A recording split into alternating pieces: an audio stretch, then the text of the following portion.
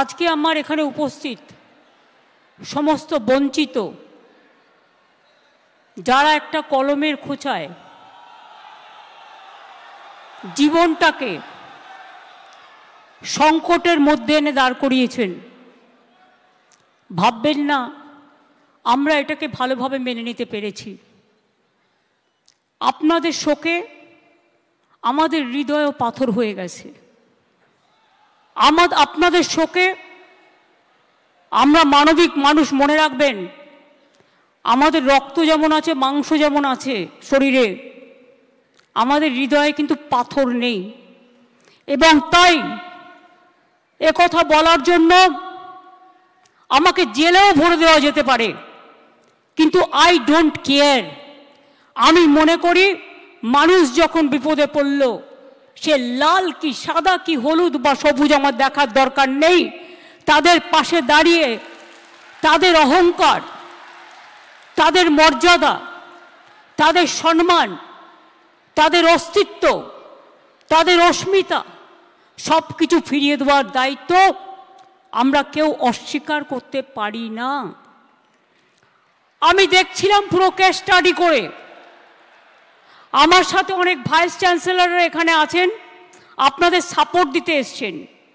তেজিমালা, গুরুমনাগ, এমনকি দার্জিলিং থেকে এসছেন vice chancellor, professor Dipankar Kar vice chancellor, Amiya Kumar Panda vice chancellor, Rupkumar Barman vice chancellor, professor Saurin Bandyopadhyay vice chancellor, professor Gautam Ghosh vice chancellor, এছাড়াও deprived teacher অ্যাসোসিয়েশনের আজারউদ্দিন হালদার, পায়েল মিশ্র, ধীতিশ মণ্ডল সহ সুভদ্রা, আবুল বাসার, বিখ্যাত নলিনী বেরা সহ আমার সহকর্মীরা সহ সকলে এখানে আছেন। চিফ সেক্রেটারি নিজে এখানে আছেন মনোজ পন্ত।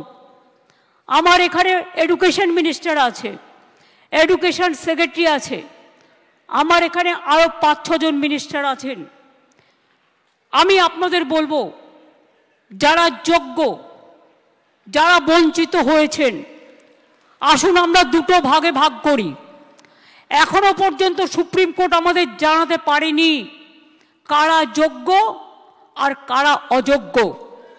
আইনে বলা আছে, আইনে বলা আছে 9,000-10,000 people can go scot free, but one innocent cannot be punished. এটা হচ্ছে আইনের প্রিন্সিপাল। 2022 থেকে খেলা শুরু করেছিল, একটা নোংরা খেলা। চাকরি দেওয়ার ক্ষমতা নেই, চাকরির কারার যাদের ক্ষমতা আছে তাদের আমি ধিক্কার জানাই। আপনাদের একটা জিনিস বুঝতে হবে, কোনটা মুখ আর কোনটা মুখোশ। কারা যাত্রাপালার মাধ্যমে আপনাদের ভুল বোঝাচ্ছে। রাজ্য সরকার সর্বতোভাবে প্রচেষ্টা নিয়েছিল।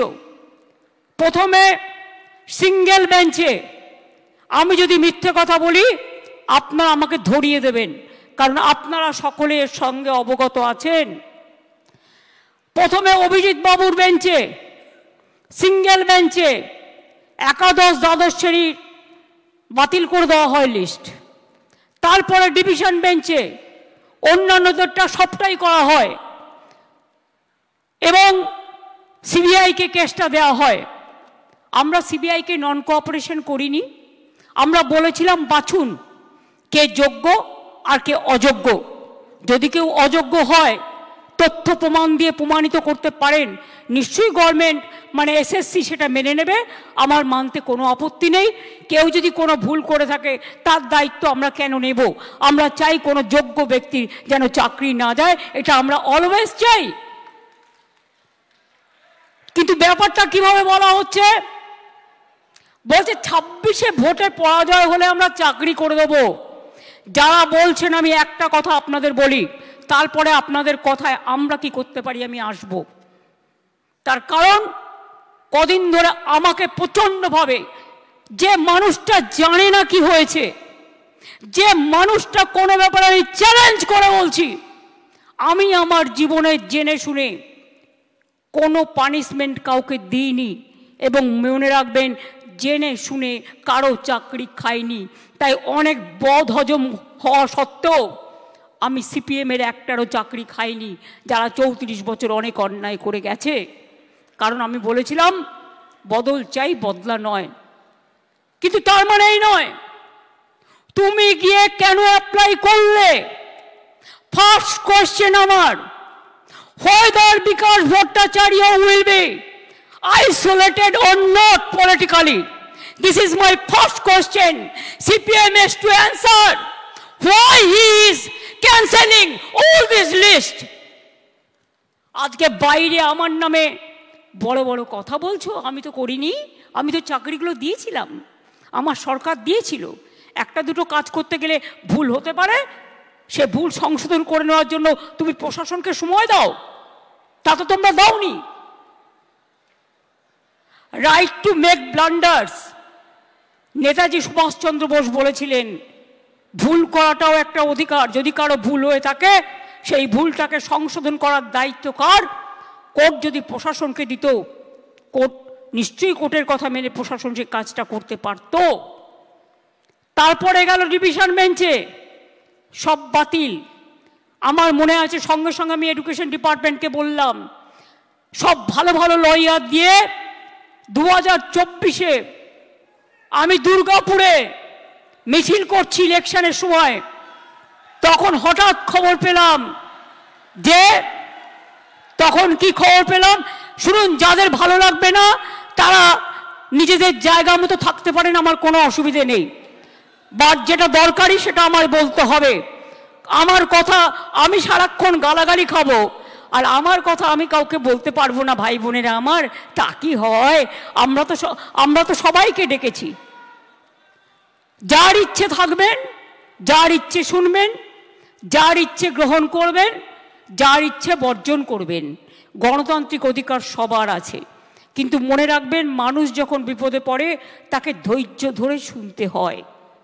2024 সালে আমি আসানসোলে দুর্গাপুরে মিছিল করছি, আমার কাছে খবর এলো সুপ্রিম কোর্টে আমরা যখন অ্যাপিল করেছিলাম যে হাইকোর্টের রায়টাকে স্টে করে দেওয়ার জন্য, এবং তদানীন্তন বিচারপতি মিস্টার রেসপেক্টেড চন্দ্রজিৎ, আমাদের চন্দ্রচূড়জি সেটাকে স্টে করে দেন।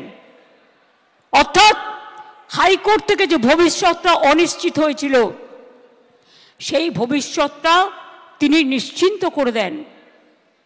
তারপর আবার দেখলাম আরেকজন বিচারপতি এলেন, একজন প্রধান বিচারপতির একটা রায়কে আর একজন প্রধান বিচারপতি সম্পূর্ণভাবে যোগ্য অযোগ্য না দেখে বাতিল করে দিলেন। মনে রাখবেন, আমায় যদি কেউ চ্যালেঞ্জ করে আমি কিন্তু চ্যালেঞ্জটাকে মোকাবিলা করতে জানি। আমি কোর্টকে বলছি না, এটা কোর্টের দোষ নয়, দোষ তো সেই মুখ আর মুখোশদের যারা আপনাদের নিয়ে খেলা করেছে। বাট আমি একটা কথা বলতে চাই, আমি বেঁচে থাকাকালীন যোগ্য প্রার্থীদের কারো চাকরি কেড়ে নিতে দেব না। It is my commitment.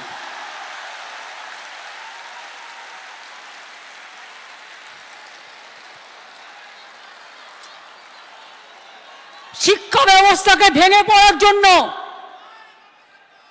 ভেঙে ফেলে দেওয়ার জন্য, শিক্ষা ব্যবস্থাকে ভেঙে ফেলার জন্য একটা চক্রান্ত চলছে, একটা পরিকল্পনা চলছে। 9, 10, 11, 12 টিচাররা gateway of the higher education তারা তৈরি করে, তারা অনেকে খাতা দেখছে, তারা অনেকে গোল্ড মেডালিস্ট আছে, তাদের জীবনে ভালো রেজাল্ট করে এসছে, সবাইকে চোর বলে দিচ্ছেন, সবাইকে অযোগ্য বলে দিচ্ছেন। এই বলবার অধিকার আপনাদের দিল কে? আমি সরাসরি চ্যালেঞ্জ করছি। আর এই রায়ের পেছনে কিছু খেলা তো নেই। সেই খেলাটা কে খেলেছেন? একজন প্রধান বিচারপতি স্টে করে দিচ্ছেন। আমরা তো মনে করি আইনের সম্মান একজন যেটা করে উচ্চ আদালতের সর্বোচ্চ আদালত ন্যায় দেবেন, এটাই আমরা আশা করি। বিচারের বাণী যেন নীরবে নিভৃতে না কাঁদে, এটাই আমরা আশা করি। আমরা আশা করি কণ্ঠ আমার রুদ্ধ আজকে, বাসি সঙ্গীত হারা অমাবস্যার কারা। লুপ্ত করেছে আমার ভুবন দুঃস্বপ্নের তলে, তাই তো তোমায় শুধাই অশ্রু জলে।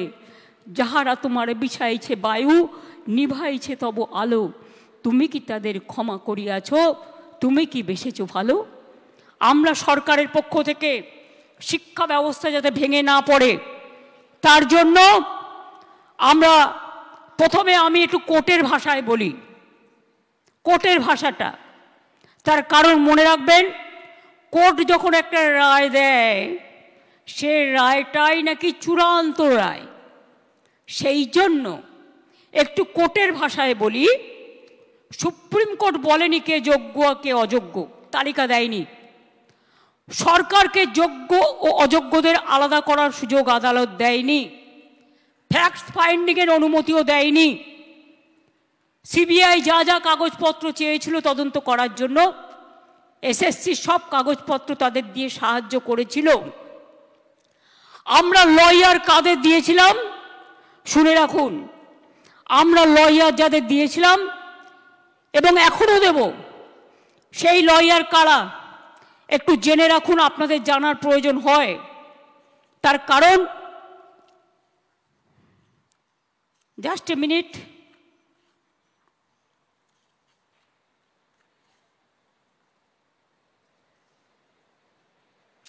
সম্ভবত আমার যতটুকু মনে আছে অভিষেক মনু সিংভি ছাত্রদের হয়ে লড়েছে। যাই হোক, তোমাদের সাপোর্ট দিয়েছি আমরা, হেল্পিং হ্যান্ডস। অভিষেক মনু সিংভি, এবার আমরা বলেছি, এবার আমরা কাদের নিচ্ছি সেটা বলে দিচ্ছি। আমরা অভিষেক মনু সিংভিকে বলছি, আমরা কপিল সিব্বলকে বলছি, আমরা রাকেশ দ্বিবেদীকে বলছি, আমরা কল্যাণ ব্যানার্জিকে বলছি, আমরা প্রশান্ত ভূষণকেও বলতে বলেছি, এবং তাছাড়াও আরও অনেক লিগাল ফার্ম থাকবে যারা রাজ্য সরকারের হয়ে যোগ্য টিচারদের সমর্থনে আইনের লড়াই করবে। আমি কোর্টের কথায় বলছি, এই লাইনটা আমি বলবো কোর্টের কথায়। কারণ মনে রাখবেন, আজকে যে আলোচনাটা হচ্ছে, এই রেকর্ডটা কেউ কেউ আবার ট্যাপ করে প্রধান বিচারপতির কোর্টে পাঠাবেন, আমাকে যাতে জেলে পোড়া যায়। তাই মনে রাখবেন, আমি লটা জানি, আমি নিজেও লয়ার হিসেবে অনেকগুলো কেস করেছি। While we are bound by the ruling of the Honorable Supreme Court, যারা এটা কোর্টে পাঠাবেন ভালো করে শুনে নিন। While we are bound by the ruling of the Honorable Supreme Court, we are taking proactive steps to ensure that the situation is handled with the utmost care and fairness. We will explore all possible legal avenues, including seeking modifications of the judgment and other reliefs to provide justice to those who have been affected. যারা আজকে শিক্ষা কাঠামোকে সম্পূর্ণ ভেঙে দিয়েছে, আমি তাদের জন্য বলতে চাই, আমরা এটা নিশ্চিত করব। আমরা একটা ক্ল্যারিফিকেশন চাইব প্রথমে। তার কারণ, যে যারা এখন চাকরি করছেন, ভালো করে শুনুন, এইটা আমরা ক্ল্যারিফিকেশন চাইব কোর্টের কাছে ফার্স্ট, যে তারা আজকে কি করবেন।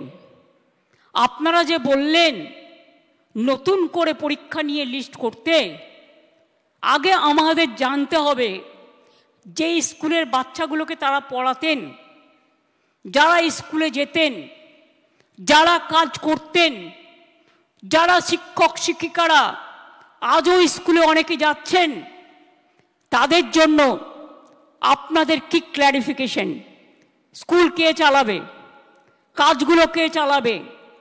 না খেয়ে মানুষ মেরে দেবার অধিকার তো আমারও নেই, আপনারও নেই, কারোরই নেই।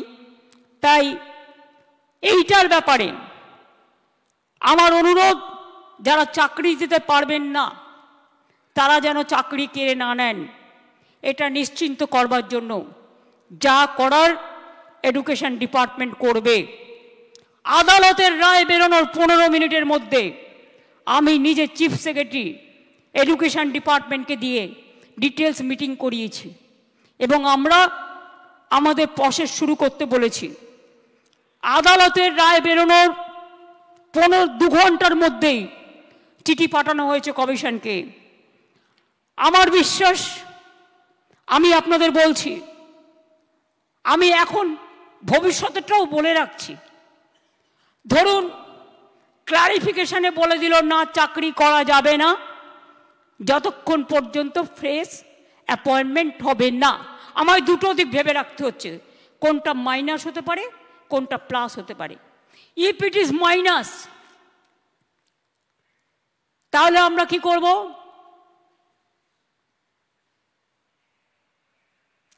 মাইনাসেরটা আমার না বলাই ভালো, আমার মাথায় কিছু আছে।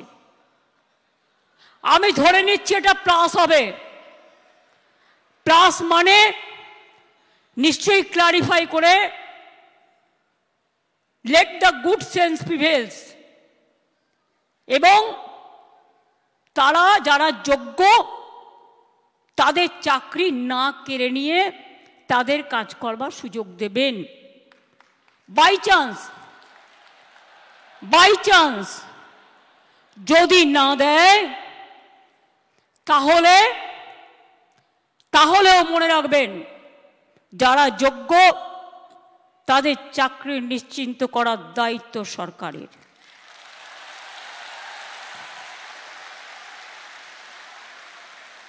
পরিষ্কার বলছি, কোনো রাগঢাক নেই। সুপ্রিম কোর্টের আইন অনুযায়ী করব। কিভাবে করব? যখন কেউ পথ দেখায়, পথের মধ্যেই পথ খুঁজে নেয়। পথে চলতে গেলে গর্ত আসতে পারে, পথে চলতে গেলে কিছু রাস্তা ভাঙা থাকতে পারে, বাট ভাঙা রাস্তা পেরিয়েই মানুষকে এগিয়ে যেতে হয় সফল রাস্তায়। এবং তাই মনে রাখবেন, আমাদের plan A ready, B ready, C ready, D ready and E ready. মনে রাখবেন, এই যোগ্য টিচারদের চাকরি যাতে কোনোভাবে না যায়। যদি বলে তোমাকে 2 মাসে প্রসেস করতে হবে, আপনাদের তো কেউ চাকরি টার্মিনেট করেনি এখনো পর্যন্ত, করেছে কি? কোনো নোটিশ পেয়েছেন? আপনার বিরুদ্ধে দুর্নীতি না যদি প্রমাণ করতে পারে তো কি আপনাকে কেউ যেতে বারণ করেছে? যান না, আপনি আপনার কাজ করুন না। আপনার কাজ কে বারণ করেছে? আপনারা বাচ্চাদের শিক্ষা দেবেন না? আপনারা বাচ্চাদের পড়াবেন না? আপনারা স্কুলগুলোতে ক্লাস করবেন না? হ্যাঁ, তখন যদি সুপ্রিম ভলেন্টারিলি সার্ভিস কিন্তু সবাই দিতে পারে, সেখানে কিন্তু আটকাবার কোনো জায়গা নেই কারো। সেখানে কি করে আপনাদের চলবে? ধরুন ধরে নিলাম ওরা করলো না, বলল না হবে না, তখন আমি কি করব? তখন আমি এডুকেশন ডিপার্টমেন্টকে রিকোয়েস্ট করতে পারি। কি রিকোয়েস্ট? এটা আমরা লিগাল আলোচনা করেই বলছি যে 2 মাস বলেছে তো 3 মাসের মধ্যে প্রসেস কমপ্লিট করতে হবে। যারা চাকরি করছেন, দাঁড়াও, আরে ভাই আমি মাইনাসটা তো বলে রাখবো। ধরুন যদি না করে সুপ্রিম কোর্ট, তাহলেও মনে রাখবেন অল্টারনেটিভ যা করার আমরা করব। এবং সেক্ষেত্রে আপনারা যাতে আবার চাকরি ফিরে পান তার ব্যবস্থা প্রসেসের মধ্যে দিয়েই 2 মাসের মধ্যেই কমপ্লিট হবে এবং আপনাদের চাকরি ব্রেক হবে না। কারণ আপনার এক্সপিরিয়েন্স এবং অ্যাডিশনাল কনসেশন আপনারা পাবেন যারা 10 বছর ধরে চাকরি করছেন। এটা মাথায় রাখবেন।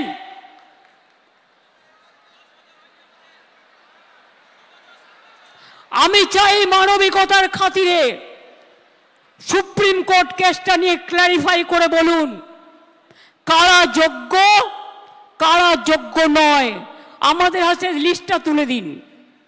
দুই হচ্ছে, আমরা এটাও জানতে চাইব শিক্ষা ব্যবস্থাকে ভেঙে দেওয়ার অধিকার তো কারো নেই। দু তিনটে এক্সাম্পল দিচ্ছি। মধ্যপ্রদেশের ভেপম কেলেঙ্কারি, বিজেপির রাজ্যে কতজন মানুষকে খুন করা হয়েছিল? 89 জন, আজ পর্যন্ত বিচার পায়নি। নিট নিয়ে অনেক অভিযোগ উঠেছিল, সুপ্রিম কোর্ট নিট কিন্তু বাতিল করে দেয়নি। শুধু বাংলাকে টার্গেট করা হচ্ছে কেন, এটা আমরা জানতে চাই। বিহারে কি হয়েছে, রাজস্থানে কি হয়েছে, ইউপিতে কি হয়েছে? সিপিএম এর আমলে চিরকুট দিয়ে চাকরি হয়েছে এবং বিজেপি রাজ্যেও হয়েছে। অস্বীকার করতে পারবেন না। বাংলার ট্যালেন্টকে আপনারা ভয় পান। কাজে আজকে আমি এ কথা বলতে এসেছি, দুটো ভাগ এই পর্যায়ের, একটা যোগ্য আর একটা অযোগ্য। যোগ্যদের চাকরি যাতে যোগ্যরা ফিরে পায় মর্যাদার সাথে, সম্মানের সাথে, আমরা প্রথমে ক্ল্যারিটি চাইব। যদি ক্ল্যারিটি সুপ্রিম কোর্ট ক্লিয়ার করে দেয় আমরা সকলে গ্রেটফুল থাকব, আর যদি না করে তখন আমাদের রাস্তা থেকেই আমরা রাস্তা বের করে নিয়ে আপনাদের পাশে দাঁড়াবো, যাতে আপনাদের কোনো অসুবিধে না হয়। 2 মাস সাফার করলে 20 বছর সাফার করতে হবে না, আর ওই 2 মাসও পুষিয়ে দেবো। এটা মনে রাখবেন, আমার জীবনে কথা মানে কথা। আমি যদি কাউকে কথা দিই আমি লাস্ট পর্যন্ত সেই কাজটা করে দেখাই। কারো দোয়া ভিক্ষে চাই না, আপনাদের ভিক্ষা করে খেতে হবে না। আমি জানি অনেক পরিবার আছে যারা গাড়ির জন্য লোন নিয়েছেন, বাড়ির জন্য লোন নিয়েছেন, বাচ্চার পড়াশুনো চালান, বৃদ্ধা বাবা মাকে দেখেন, ওষুধের খরচা দেন, সংসার চালান, নতুন করে বিয়ে করেছেন, তাদের সংসার তৈরি করেছেন। আপনারা কি ভাবেন আমি এত বোকা যে তাদের সবটা বাতিল করে দেব? তারা অযোগ্য নয় জেনেও? এটা হতে পারে না। যারা যোগ্য নিশ্চিন্তে থাকুন, ভরসা রাখুন, আস্থা রাখুন, পাবেনই, চিন্তা করবেন না। কারো চাকরি কেড়ে নেওয়ার অধিকার কারো নেই। আমরা ক্ল্যারিটি চাইব। ক্ল্যারিটি যদি না হয় আগে পেছে সব আমরা ওটাকে ভরাট করে দেব। Don't worry. আপনারা পড়াশোনা করুন, আপনারা বাচ্চাদের মানুষ করুন, আপনারা সার্ভিসে যান, ভলেন্টারিলি সার্ভিস করুন। কেন আপনারা ভলেন্টারিলি করবেন? তার কারণ আমাদের সুপ্রিম কোর্টে ক্লারিফিকেশনের জন্য যেতে হচ্ছে বলে আইন মোতাবেক আমরা চাই আইন আপনাদের সুরাহা করুক। আর যারা রাস্তায় দাঁড়িয়ে চিৎকার করে আমায় গালাগালি দিচ্ছেন তাদের বলবো, আপনারা তো চারিদিকে লোক পুষে রেখেছেন, এই রায় তো আপনারা কলকাঠি নাড়েননি তো।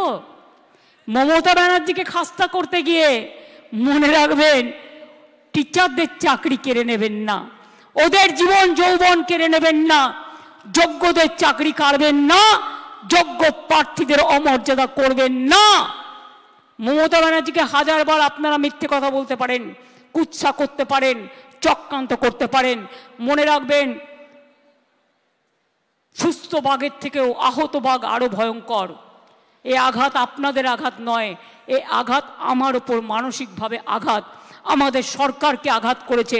এই আঘাতের প্রত্যুত্তর আমরা ফিরিয়ে দেব কাজের মধ্যে দিয়ে, সম্মানের মধ্যে দিয়ে, জীবন জীবিকার মধ্যে দিয়ে। চিন্তা করবেন না। আর কেউ কারো উস্কানি সুরে প্ররোচনা শুনে প্লিজ দয়া করে প্ররোচিত হবেন না। মনে রাখবেন মাথার ওপরে আমরা আছি, মামাটি মানুষের সরকার আছে, কারো প্রতি কোনো অবিচার আমরা করব না। এটা আমি কথা দিয়ে গেলাম, এটা আমি কথা দিয়ে গেলাম, এটা আমি কথা দিয়ে গেলাম। যারা বলছে 2026-এ করবেন, দাঁড়ান 1 সেকেন্ড, আরেকটা শুনে নিন। ত্রিপুরায় 10,000 টিচারের চাকরি হয়ে গিয়েছিল কোর্টের জন্য। বিজেপির ম্যানিফেস্টে বলা হয়েছিল, প্রতিশ্রুতিতে প্রথমবার, এবার তো দ্বিতীয়বার এসছে, যে তারা জিতলে সব টিচারদের চাকরি ফিরিয়ে দেবে। দেয় তো নি, উপরন্তু যারা প্রতিবাদ করতে গিয়েছিল তাদের মাথাগুলো মেরে ফাটিয়ে দিয়েছে। সুতরাং মনে রাখবেন, এদের বিশ্বাস করবেন না, এরা দুমুখে কেউটে সাপ। আমরা এক নয়, এটা মাথায় রাখবেন। আম গাছে কখনো আমরা ফলে না, আর আমরা গাছে কখনো আম ফলে না, এটা মাথায় রাখবেন। এবং তাই এই কেসটাও আমরা লড়বো, just like a royal Bengal tiger. আর আমি স্টুডেন্টদের বলবো, এই ডিপ্রাইভ টিচার অ্যাসোসিয়েশনের যারা আছে তারাও একটা গ্রুপ করে, আমরা যে লয়ারদের দিচ্ছি তারাও যদি মনে করেন তারা কনসাল্টিং প্রসেসে থাকবেন, তাদের স্যাটিসফ্যাকশানের জন্য আমি এডুকেশন মিনিস্টার এবং সেক্রেটারি এবং চিফ সেক্রেটারি এখানে আছে, তাদের রিকোয়েস্ট করব ওদের থেকেও একটা স্মল গ্রুপ তৈরি করে নাও। আর এদের আপনারা ডিপেন্ড করুন যাতে টাইম টু টাইম সঠিক মেসেজ আপনারা করতে পারেন। আমি এইটুকু বলবো, নিশ্চিন্তে থাকুন, ভরসা রাখুন। আগে আমাকে যোগ্যদেরটা ঠিক করতে দিন, আগে আমাকে যোগ্যদেরটা ঠিক করতে দিন, তারপরে আমি অন্য কথা বলবো, আমি আবার ডাকবো। আগে যোগ্যদেরটা হয়ে যাক, বাদ বাকি যারা থাকবেন, যাদের অযোগ্য বলা হচ্ছে তাদের বিরুদ্ধে কি কি এভিডেন্স আছে আমি দেখব। সত্যিই যদি এভিডেন্স প্রমাণিত হয় তারা অযোগ্য, তখন আমার কিছু হয়তো করার থাকবে না ওই ডিপার্টমেন্টে, কিন্তু সেটা নিয়ে আমরা আলোচনা করব পরে। আগে ফার্স্ট ফেজ যোগ্যদেরটা রক্ষা করা, সেকেন্ড ফেজ কাকে অযোগ্য বলেছে, কেন বলেছে, কি কারণে বলেছে, কোন এজেন্সি তদন্ত করেছে, কি কি কাগজপত্র আছে, টোটালটা দেখব। তারপরে তাদের নিয়ে আমি আলাদা করে মিটিং করে আমাদের কথা বলবো। আমার মনে হয় আপনারা নিশ্চিন্তে থাকুন, চিন্তা করবেন না এবং যোগ্য অযোগ্যের মধ্যে গন্ডগোল লাগাবেন না। ভাই ঠিক আছে, ঠিক আছে, যে কেউ অ্যাপ্লিকেশন দিতে পারেন। আমি এটাই বলবো, নিশ্চিন্তভাবে আপনারা বাচ্চাদের শিক্ষা দিন এবং যোগ্যরা যারা আছেন শিক্ষা দিন, শিক্ষিত করুন। বাদবাকি যারা আছেন আমি বলেছি তো পরে কথা বলবো, তাদের সাথেও যখন সুযোগ হবে আমি নিশ্চয়ই তাদের কথা শুনবো। এবং ফার্স্ট আমাকে তদন্তটা করতে দিন, ফার্স্ট আমাদের তদন্তটা করতে দিন। আমরা দেখতে চাই, শুনুন, পথ যখন হারিয়ে যায় নতুন পথ একটা খুঁজে পাওয়া যায়। কাজেই দুটো পথই আমাদের কাছে, আমরা ক্লারিফিকেশন চাইব, আইনের ধারা অনুযায়ী কাজ করব, আইন মোতাবেক কাজ করব। বাট কারো চাকরি যাওয়াটা আমাদের ধর্ম নয়, চাকরি ফিরিয়ে দেওয়াটা, চাকরি করে দেওয়াটা আমাদের ধর্ম। আমি এইটুকু বলে আমি আশা করব শিক্ষক শিক্ষিকারা তাদের কাজে তারা যেমনভাবে কাজ করছেন তারা কাজ করবেন, তাদের যেন কোনো রকমভাবে কোনো অসুবিধে না হয়। শিক্ষক না হলে আমার শিক্ষা ক্ষেত্রটাই টোটাল কোলাপস করে যাবে, বাচ্চারা পড়াশোনা করতে পারবে না। অনেকে খাতা দেখছেন, তারা খাতা দেখতে পাচ্ছে না। ভাই দাঁড়াও, তুমি কি অযোগ্য লিস্টে আছো?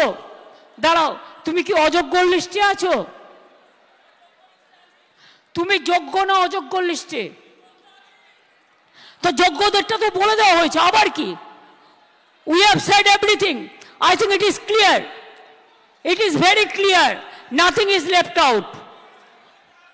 বলে দিয়েছি যারা যোগ্য তারা পাবেন, চিন্তা করার কোনো কারণ নেই। গায়ের জোরে ফোর্সফুলি তর্ক করে কিছু হয় না, ভালোবাসার দ্বারা যেটা হয়। তাই আপনাদের বলবো, এরপরেও যদি কারো কিছু বলার থাকে, আপনারা যে স্মল গ্রুপ আমরা তৈরি করে দিচ্ছি তাদের মাধ্যমে এডুকেশন মিনিস্টারকে মিট করে কথা বলুন। আমি যোগ্যদের চাকরি কাড়ব না, যেমন করেই হোক কোনো না কোনো ব্যবস্থা করে দেব, আমি এটুকু আপনাদের বলতে পারি। চিন্তা করবেন না, আগে কোর্টে যাব, কোর্টে গিয়ে কোর্টের সিদ্ধান্ত জানবো, কোর্টে ক্লারিফিকেশন নেব, তারপরে কি ব্যাপার, কি ব্যাপার ওটা তো আমি আইনের ব্যাখ্যা বললাম।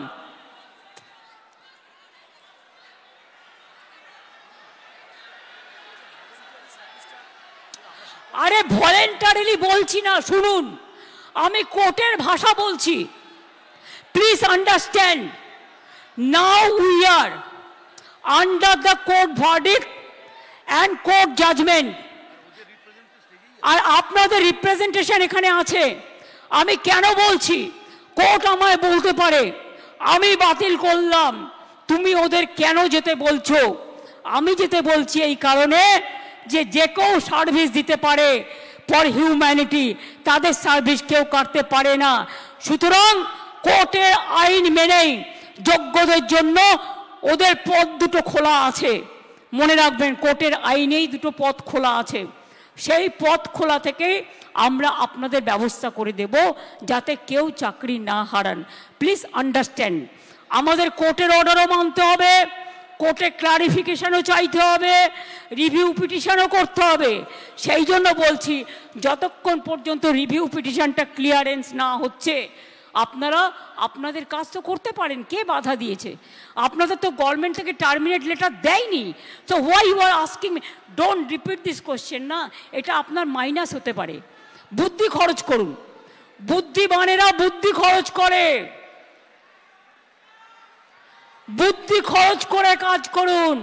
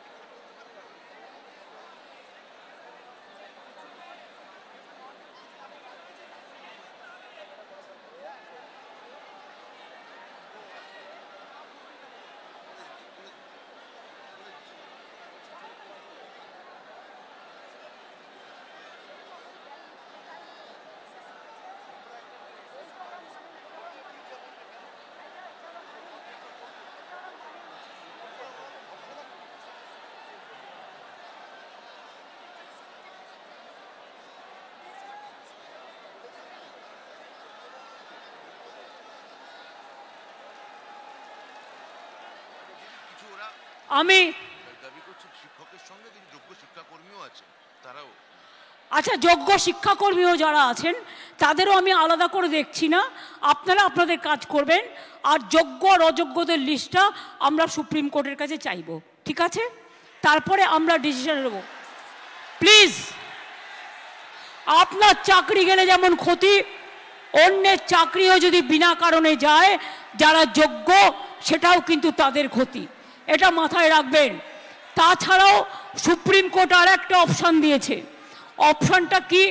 যদি আপনারা কেউ পুরনো জায়গায় কাজ করে থাকেন, পুরনো জায়গাতেও আপনারা গেলে সেখানে আপনাদের নিয়ে নেবে। তিনটে অপশান সুপ্রিম কোর্ট দিয়েছে, এটা মাথায় রাখুন, ভালো করে কোর্টের আইনটা পড়ুন। আমি এখন ল অনুযায়ী বললাম, as per law which is possible for me, I clarified. Next our clarification, we will ask through our advocate to the highest court. এটাই লাস্ট ওয়ার্ড, এটাই এ, এটাই বি, এটাই সি, এটাই ডি, এটাই এ, এটাই এ টু জেড। এই ভরসাটুকু রাখুন। আশা করি ভালো থাকবেন, সুস্থ থাকবেন, কাজ চালিয়ে যান। অনেক অনেক ধন্যবাদ। জয় বাংলা।